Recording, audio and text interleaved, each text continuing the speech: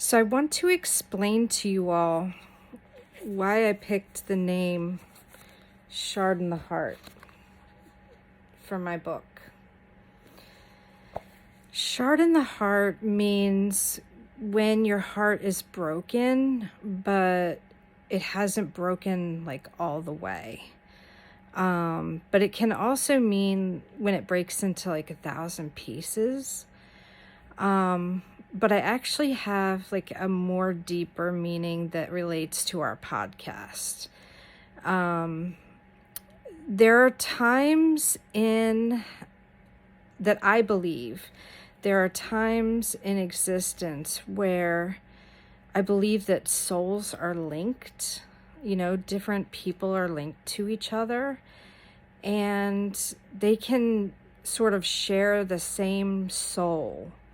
And that's, the idea of like a soulmate. So it's not always necessarily with a soul romantic situation. There's a thing called a soul twin. But really, I think it just means that like it could be someone who like shares a past life with you type of thing.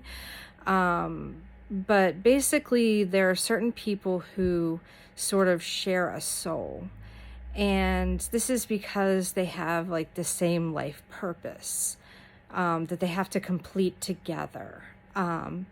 But sometimes when one of the people in the grouping has an extreme pain or an extreme joy, it can be felt by the others.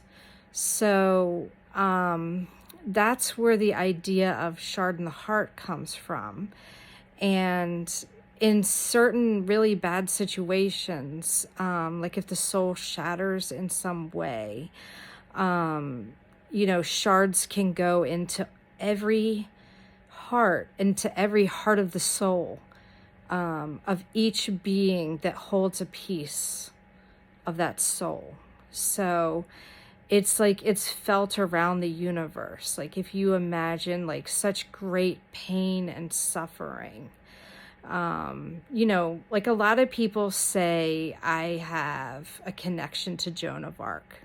Not me personally, but like someone would say, I think Joan of Arc is like a past me.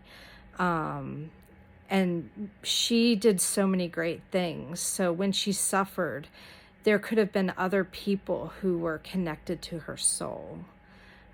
Tell me if you believe anything like this, because it is kind of a bizarre idea.